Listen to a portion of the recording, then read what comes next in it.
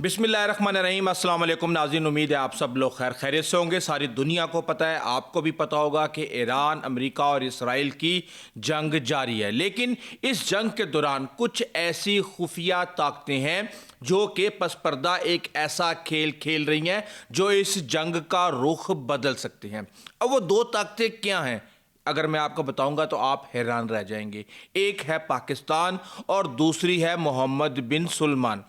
New York times ने एक story लिखी है जिसके मुताबिक वो ये कहती हैं कि मोहम्मद बिन सलमान ने अमेरिका को, ट्रंप को ये कहा है कि वो ईरान पर हमले जारी रखें।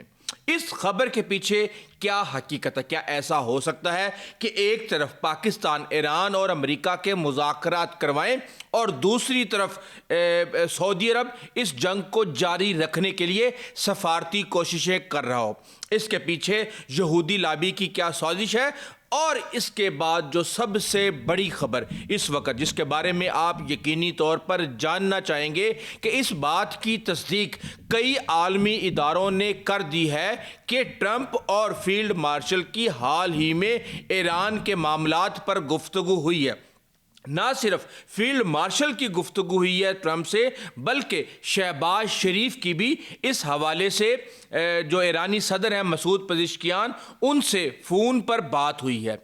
और इसके साथ ही बहुत कुछ खुल के सामने आ गया। इस व्लॉग के अंदर मैं आपको डिटेल से बताऊंगा कि पाकिस्तान पस पर्दा क्या क्या कोशिशें कर रहा है, क्या क्या कोशिशें हो चुकी हैं, इसराइल को ख़ास तौर पे इस वक्त कितनी मार पड़ चुकी है, डिटेल के साथ आपको बताऊंगा।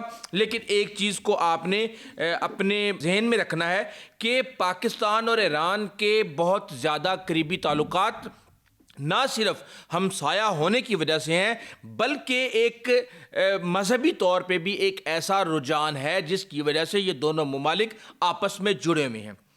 अब जो तीसरे रहबर आला हैं ईरान के मुज्तबा खामनाई, उन्होंने इतवार के रोज़ ये कहा कि पाकिस्तान उनके वालिद यानी आयतुल्लाह अली खामनाई के ख़ास पसंदीदा ममालिक में शामिल थी। इसका मतलब ये है कि मुज्तबा खामनाई को अगर पाकिस्तान का नाम लेना पड़ा तो इसका मतलब ये है कि पस मंज़र के अंदर पाकिस्तान के साथ कोई ना कोई मामलात चल रहे हैं।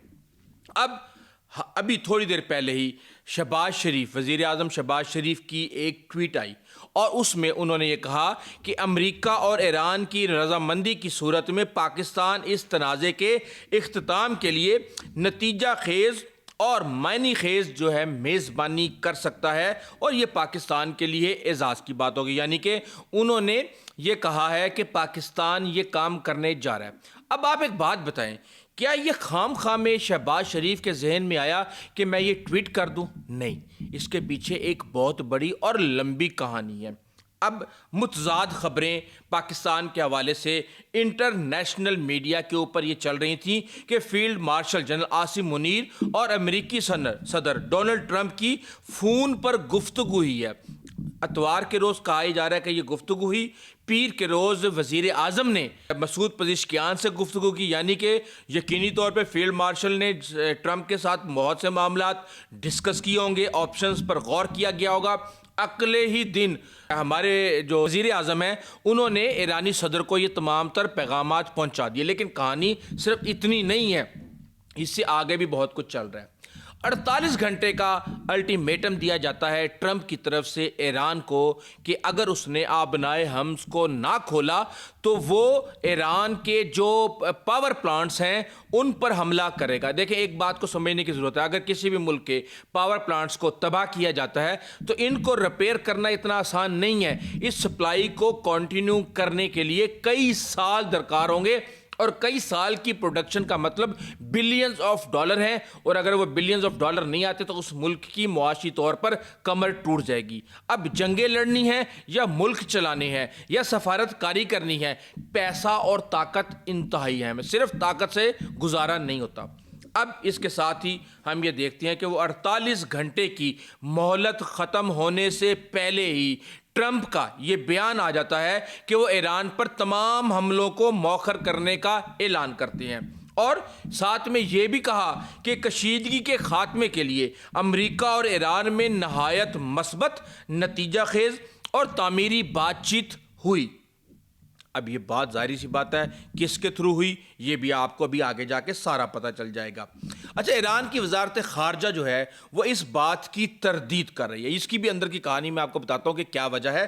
اب وہ تردید کرنے کا مقصد وہ یہ بیان کرتے ہیں کہ ٹرمپ یہ چاہتے ہیں کہ جو پٹرول کی قیمتیں ہیں ان کو کم کرنے کے لیے ان ازمپشنز کا سہارا لیا جائے اور اس کے ساتھ ہی فوجی منصوبوں کے لیے جو حمایت ہے اور جو وقت درکار ہے وہ حاصل کر لیا جائے۔ اس کے ساتھ ہی ہم یہ دیکھتے ہیں کہ وائٹ ہاؤس نے بی بی سی کو یہ کنفرم کیا بذریعہ ای میل کہ اتوار کو امریکی صدر ڈونلڈ ٹرمپ کی Pakistani field marshal general Asim Munir سے فون پر گفتگو ہوئی تھی، جبکہ پاکستان کے وزیر اعظم کی ایرانی صدر سے جو بات چیت ہوئی تھی اس کی بھی ایک سٹیٹمنٹ جاری کی گئی اور کہا یہ گیا کہ کشیدگی میں فوری کمی اور پڑوسی ممالک کے ساتھ بات چیت اور سفارت کاری کے ذریعے اختلافات کو ختم کرنے پر زور دیا گیا تھا۔ اب اس کے ساتھ ہی ہم یہ دیکھتے ہیں کہ ایک نیا آپشن آیا ہے کہ امریکہ اور ایران کے مذاکرات کی میزبانی پاکستان اسلام آباد میں کرنے جا رہا ہے اور ثالثوں کے ذریعے نکات، یہ ایران کی وزارت خارجہ کے کئی ایسے حکام جو کہ میڈیا کے تھرو کوئی بھی بیان نہیں دینا چاہتے تھے، انہوں نے خفیہ طور پہ یہ بتایا کہ جناب یہ معاملہ ہو سکتا ہے کہ حتمی فیصلہ اگر مذاکرات کا ہو جائے تو اسلام آباد وینیو ہوگا اور ثالثوں کے ذریعے ہمیں نکات موصول ہوئے ہیں ان کا جائزہ لیا جا رہا ہے۔ ابھی کون سے نکات ہیں یہ بھی آپ کو بھی بتاتا ہوں۔ اب ثالث کے طور پہ پاکستان کا نام سامنے آنے کی جو ابھی تک انفارمیشن یا تصدیق کی جا چکی ہے وہ بی بی سی اس کی تصدیق کر چکا ہے، ایکزیوس اس کی تصدیق کر چکا ہے اور فائنینشل ٹائم نے بھی اس کی تصدیق کر دی ہے کہ یہ تمام تر کرنے کے معاملات کو سارٹ آؤٹ کرنے کے لیے پاکستان کا نام ایک مجوزہ ثالث کے طور پہ سامنے آ رہا ہے۔ اب مذاکرات پاکستان میں ہوں گے یہ ایک بہت بڑا سوال ہے اور کہا جا رہا ہے کہ امریکی صدر جے ڈی وینس پاکستان آ سکتے ہیں ان مذاکرات کو ڈیل کرنے کے لیے، جبکہ دوسری طرف ایران کی طرف سے وزیر خارجہ عباس اراغچی آئیں گے، لیکن ابھی تک ان میں سے کسی بھی ملک نے تصدیق نہیں کی۔ وہ کیوں نہیں کر رہے یہ بھی میں آپ کو بھی آگے جا کے بتاتا ہوں۔ اچھا، اس کے ساتھ ہی اب نام بڑھنا شروع ہو گئے، پاکستان کا نام آیا تو ساتھ میں مصر کا نام بھی ڈال دیا گیا، ساتھ میں ترکی کا نام بھی ڈال دیا گیا۔ ابھی اسی طرح ہے جس طرح غزہ کے معاملے پہ ایک بورڈ آف پیس بنا تھا لیکن اصل کھیل پاکستان ہی کھیل رہا ہے۔ مصر نے کیا کردار ادا کرنا ہے یہ آپ کو بڑے اچھے طریقے سے پتہ ہے۔ ہاں، ترکی ہمسایہ ملک ہے ایران کا، وہ ایک اہم کردار ادا کر سکتا ہے اور ترکی کو ویسے بھی عزت کی نگاہ سے دیکھا جاتا ہے، لیکن جو رول اس وقت پاکستان پلے کر رہا ہے، کیونکہ ترکی پر بھی میزائل فائر کیے گئے ہیں ایران کی طرف سے جس کی بہت زیادہ مذمت بھی کی گئی ہے طیب اردگان کی طرف سے۔ اچھا، اس کے ساتھ ہم یہ دیکھتے ہیں کہ سی این این کی طرف سے کہا جاتا ہے کہ پاکستان کے ذریعے ٹرمپ حکومت نے یعنی امریکہ نے ایران کو 15 نکات پر مشتمل ایک فہرست بھیج دی ہے جو کہ امریکہ کی ڈیمانڈز ہیں، اور یہ کیا ایران ان تجویز سے اتفاق کرتا ہے یا نہیں کرتا اس کے بارے میں ابھی تک کوئی کنفرمیشن نہیں ہے۔ پھر سی این این اس بات کی بھی دعویٰ کرتا ہے کہ پاکستان کی جانب سے آئی ایس آئی کے chief lieutenant general Asim Munir جو ہیں وہ ان حکام میں شامل ہیں جو سٹیو وٹکاف اور جیریڈ کشنر کے ساتھ مسلسل رابطے میں ہیں۔ اب یہ ساری انفارمیشن آپ کو بتانے کا مقصد یہ ہے کہ آپ اس کے تانے بانے جوڑ سکیں اور آپ کو پتہ ہو یہ کس چینل کے تھرو یہ کس طرح اور کیا واقعی ہو رہا ہے یا نہیں ہو رہا۔ اب اس کے اندر اصل کہانی کیا ہے؟ میں نے آپ کو بتایا تھا کہ آگے جا کے میں آپ کو بتاتا ہوں، ابھی تک نہ امریکہ نے نہ ایران نے اس کی تصدیق کی ہے نہ ہی اس کی تردید کی ہے، لیکن ساری دنیا کو پتہ ہے کہ مذاکرات کا ایک راؤنڈ سٹارٹ ہو چکا ہے، ورنہ ٹرمپ کو کیا ضرورت تھی 5 دن کے لیے حملے روکنے کی۔ ادھر نیتن یاہو رو رہے ہیں، وہ یہ کہہ رہے ہیں کہ نہیں جی جو بھی ہوگا بے شک ٹرمپ کے ساتھ ملیں گے، امریکہ کے ساتھ ملیں گے، لیکن اسرائیلی مفادات کو مد نظر رکھا جائے گا، اور یہ سب کچھ کرنے کے بعد امریکہ کی طرف سے سیز فائر کرنے کے باوجود اسرائیل کی طرف سے حملے کیے جا رہے ہیں۔ پاکستان نے بھی ابھی تک اس کی کسی بھی قسم کی نہ کوئی تردید کی نہ ہی تصدیق کی۔ اب یہاں پہ ہمارے دفتر خارجہ کی طرف سے ایک بیان آتا ہے کہ بعض امور خاموشی سے آگے بڑھانے ہوتے ہیں اور یہ سفارت کاری کا तकाजा होता है ताकि मकासद को हासिल कर लिया जाए, इसलिए मीडिया कियास आराइयों से गुरेज करे। चीन ने कहा कि वो पाकिस्तान की इस मौक़िफ़ की और इस कोशिश की हमायत करता है कि वो ईरान और अमेरिका के मुज़ाकरात करवाए। ये कोई छोटी बात नहीं है। चीन ने ये मीडिया की खबरें सुनने के बाद ये स्टेटमेंट नहीं दी। यकीनी तौर पे उनको पता है कि पाकिस्तान में क्या होने जा रहा है। इसके साथ ही हम ये देखते हैं कि माइकल कोगलमैन, जो कि साउथ एशिया के हवाले से काफ़ी कुछ जानते हैं, एक तज्ज़ियाकार हैं, एक सीनियर सहाफ़ी हैं और अंदर की खबरें रखते हैं, उन्होंने ये कहा कि अमेरिका और ईरान के दरमियान मुमकिना सालिस के तौर पे पाकिस्तान का सामने आना कोई अचंभे की बात नहीं है, ये कोई गैर फितरी अमल नहीं है। क्यों? क्योंकि ट्रंप खुद अपनी जुबान से ये कह चुके हैं कि फील्ड मार्शल आसिम मुनीर सबसे ज़्यादा बेहतर ईरान को जानते हैं। ये स्टेटमेंट पूरी दुनिया के सामने आई और सबको पता है। अमेरिका में ईरान के सफारती मुफादात का तहफ़्फ़ुज़ भी पाकिस्तान ही करता है। यही वजह है कि ईरानी पाकिस्तान पर ज़्यादा भरोसा करते हैं, ज़्यादा एतबार करते हैं। तो इस वक्त वही मुल्क कोई रोल प्ले कर सकता है जिस पर ईरान भी एतबार करे, जिस पर अमेरिका भी एतबार करे। अब इसके साथ ही यहूदी लॉबी जो है वो अजीबोगरीब खबरें इंटरनेशनल मीडिया पर छपवा रही है। वो ये कहती है कि जनाब मोहम्मद बिन सलमान ने ट्रंप को ये कहा है कि आप इस जंग को जारी रखें, ये एक गोल्डन मौका है कि मामलात को मशरिक़ वस्ती में दोबारा से तरतीब दिया जाए और इस मौके को हुकूमत ख़त्म करने के लिए इस्तेमाल करना चाहिए। पूरी दुनिया को पता है कि ईरान की हुकूमत को ख़त्म करना इतना आसान काम नहीं है। ट्रंप को भी ये बात समझ आ गई है। एक को मारते हैं तो दूसरा पॉइंट हो जाता है, दूसरे को मारते हैं तो तीसरा पॉइंट हो जाता है। पता नहीं कितने चेन ऑफ कमांड्स को ये उड़ा चुके हैं, लेकिन उनकी जगह पे नए लोग आ रहे हैं और इस रजीम को चेंज करना, वो रजीम जिसकी मजहबी वाबस्तगी हो, इतना आसान काम नहीं है।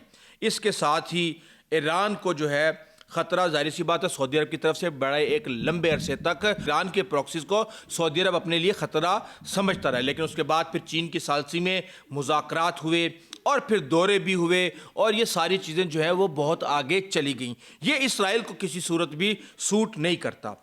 अब इसराइल के बारे में कहा जा रहा है कि जनाब उसका तो ये मौक़िफ़ है कि ईरान बस कमज़ोर हो जाए, अंदरूनी मसाइल में फंस जाए तो बस काम ख़त्म, ईरान जो है इससे मुतमिन हो जाएगा।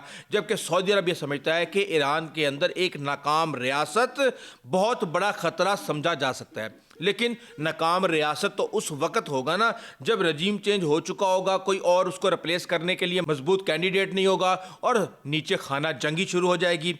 लेकिन इसके साथ ही हम ये देख रहे हैं कि जो इसराइल है वो ये चाहता है कि सऊदी ऑयल की तनसीबात तबाह हो जाए, अमेरिका एक महंगी जंग के अंदर फंस जाए और उस सारे के अंदर, यानी वो अपनी एक बोटी के लिए पूरी दुनिया की गायें ज़िबा बल्कि ऊँट ज़िबा करने के लिए इस वक्त तैयार है। अब सऊदी अरब किसी सूरत भी ये नहीं चाहता, वो उसकी तेल की सप्लाइयाँ मुतासिर हो चुकी हैं। जो उसका विजन 2030 है उसको मुआशी तौर पे कई चैलेंजेस का सामना करना पड़ सकता है और जो लंबी जंग है वो सरमायाकारी से लेके तरक्की तक हर चीज़ की तबाही की वजह बन सकता है।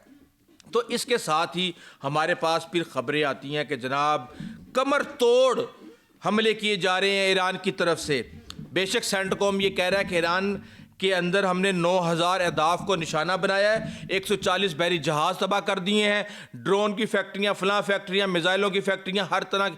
ये एक स्टेटमेंट मैं सेंटकॉम की देख रहा हूँ जो कि तकरीबन पिछले 14-15 दिन से सेम चलती आ रही है कि हमने इसको निशाना बनाया, इसको निशाना बनाया, इसको अब वो निशाना बना के थक गए हैं और उनको ये समझ नहीं आ रही कि और किस चीज़ को निशाना बनाए। लेकिन कभी उनका F-35 गिर जाता है, कभी उनके 5 तैयारे तबाह हो जाते हैं रनवे के ऊपर ही, कभी उनके F-15 तबाह हो जाते हैं, कभी उनके बहरी बेड़ों में आग लग जाती है और कभी आबनाए हम्स बंद होने की वजह से पूरी दुनिया का एक प्रेशर अमेरिका के ऊपर बिल्ट हो चुका है कि तुम पूरी दुनिया को तबाह करने जा रहे हो और अगर तुम हमारी तबाही का वजह बन सकते हो तो फिर हम भी जो है वो मैदान में आ गए।